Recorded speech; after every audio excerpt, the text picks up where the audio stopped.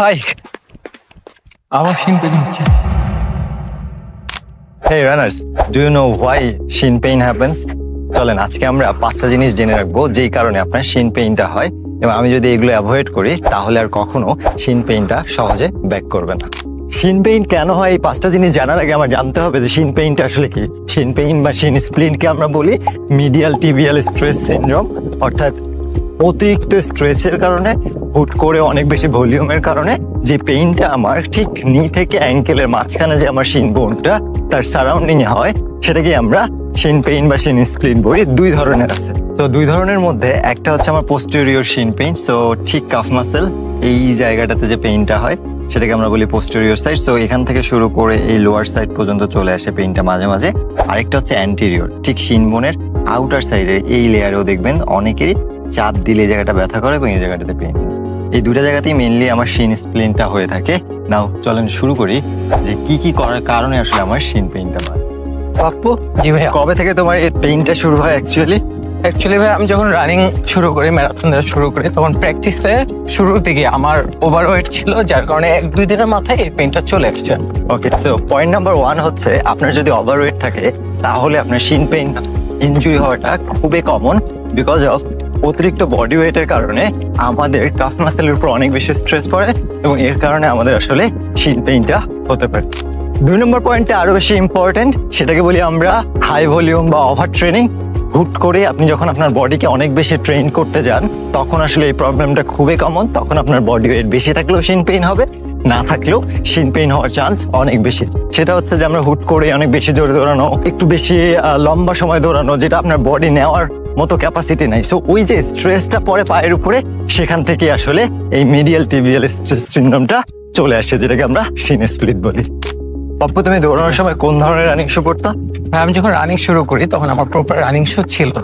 So normally যে sneakers গুলো আছে আমি ওটা দিয়ে রান করতাম। আচ্ছা, সো এইটা one of the most reason shin pain হওয়ার ক্ষেত্রে প্রপার রানিং শু না ইউজ করা, কারণ সেটার ক্ষেত্রে আমার আর্টসে যে সাপোর্টটা দরকার সেটা হয় না, অ্যাঙ্কেলে যে সাপোর্টটা দরকার সেটা কিন্তু আমরা এই শু থেকে পাই। তো আমাদের কাফ অনেক বেশি স্ট্রেস ফিল করে এবং অনেক টাইট হয়ে যায়, যেখান থেকে আমার এই শিন স্প্লিনটা চলে আসে। 4 নম্বর পয়েন্টটা হচ্ছে বডির ল্যাক অফ স্ট্রেংথ এবং আমাদেরও স্ট্রেংথ ট্রেনিং না করা। কারণ আমরা যখন স্ট্রেংথ ট্রেনিং করি তখন কিন্তু আমার মাসেলগুলো আরো বেশি ব্যালেন্সড হয়, আরো বেশি স্ট্রেংথ বিল্ড করে। তো যেইটা আসলে আমার এই যে রানের কারণে, জোরে দৌড়ানোর কারণে যে বডির উপর লোডটা পড়ে, প্রেশারটা পড়ে, সেইটাকে হোল্ড করে রাখতে পারে। সো আমরা যদি রেগুলার স্ট্রেংথ ট্রেনিং এ মনোযোগ দিই উইথ রানিং, তাহলে শিন পেইন হওয়ার যে চান্স সেটা অনেকাংশে কমে যায়। সো আপনাদের ট্রেনিং এর ভিতরে অবশ্যই স্ট্রেংথ ট্রেনিং রাখবেন, যাতে আপনি আসলে এই শিন পেইনের সমস্যা থেকে না পড়েন। 5 নম্বর পয়েন্ট, সেটাও খুবই ইম্পর্টেন্ট একটা পয়েন্ট, যেটা আমরা মাঝে মাঝে ভুল করি, সেটা হচ্ছে সারফেস চেঞ্জ করা। ধরেন আপনি রেগুলার মাটিতে দৌড়ান, নরম সারফেসে দৌড়ান, সেখান থেকে হুট করে যখন আপনি হার্ড সারফেসে কিংবা রোডে দৌড়ানো শুরু করবেন তখন কিন্তু আপনার শিন পেইনটা চলে আসতে পারে। কারণ হচ্ছে সেই ক্ষেত্রে আপনার বডির উপরে এক্সট্রা লোড পড়ে, এক্সট্রা প্রেশার পড়ে, যার কারণে আমার কাফ অনেক টাইটস হয়ে যায়, আমার হিপ মোবিলিটি কমে যায় এবং সেখান থেকে আমার কাফের যে শিন স্প্লিন সেটা চলে আসতে পারে। সো আমরা যদি সারফেস চেঞ্জ করি, মাথায় রাখতে হবে আমরা ইনিশিয়ালি একটু আস্তে আস্তে ভলিউমটা বাড়াবো। আমরা যদি রোড থেকে ট্রেইলে যাই, সেই ক্ষেত্রে ট্রেইলে প্রথম দিনে যে অনেক জোরে দৌড়াবো না, অনেকক্ষণ দৌড়াবো না, সেক্ষেত্রে আমরা একটু অল্প ধীরে 15-20 মিনিট, 25 মিনিট, 30 মিনিট, যার যে ক্যাপাসিটি সেটা থেকে আস্তে আস্তে শুরু করবো অ্যান্ড দেন গ্র্যাজুয়ালি লোডটা বাড়াবো। এই সারফেস চেঞ্জটা আমার সবসময় মাথায় রাখতে হবে এবং সারফেসের সাথে জুতাও ইম্পর্টেন্ট, কারণ আপনি যদি রোডে দৌড়ান সেই ক্ষেত্রে আপনার এক ধরনের শু লাগে, কিন্তু আপনি যখন ট্রেইলে যাবেন কিংবা অন্য ট্রেনে যাবেন তখন কিন্তু আপনার অন্য ধরনের শু লাগবে। সিমিলার শুর কারণে পেইনটা যেহেতু আসে, সো আমার ভলিউম এবং শু দুইটাকে ব্যালেন্স করেই আসলে এই জায়গাটাতে ট্রেন করতে হবে, তাহলে শিন স্প্লিন্ট হওয়ার চান্স অনেকাংশেই কমে যাবে। সো এই 5টা জিনিসের বাইরেও আমার কিন্তু শিন স্প্লিন্ট হতে পারে, কিন্তু আমার হলেও সেই লেভেলে, ক্রনিক লেভেলে যাবে না পেইনটা। এবং ওভারঅল আমরা যদি এই 5টা জিনিসকে ওভারঅল মেনটেন করি তাহলে শুধু শিন স্প্লিন না, এর বাইরেও আমার যে নি প্রবলেম হয়, নিতে যে ইনজুরিগুলো হয়, রানার্স নি যেগুলো হয়, সেগুলোও কিন্তু আমার অনেকটাই অ্যাভয়েড করতে পারবো। কোন জিনিসগুলো আমরা আবার একটু সামারাইজ করি, আমরা ওভারওয়েট যদি থাকিস তাহলে বডি ওয়েটটাকে একটা কন্ট্রোলেবল জায়গায় নিয়ে আসার চেষ্টা করব।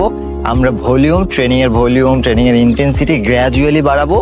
জুতাটাকে আমরা একটু প্রায়োরিটি দিব, কারণ রানিংয়ের ক্ষেত্রে এটাই সব থেকে ইম্পর্টেন্ট জিনিস আপনার পাটাকে সেভ করার জন্য। তারপর আমরা স্ট্রেংথ ট্রেনিংটা করব, কারণ শুধু রানিং করলে না আমি কখনোই ভালো রানার হতে পারবো না এবং কখনোই ইনজুরি ফ্রি লম্বা সময় ধরে থাকতে পারবো না।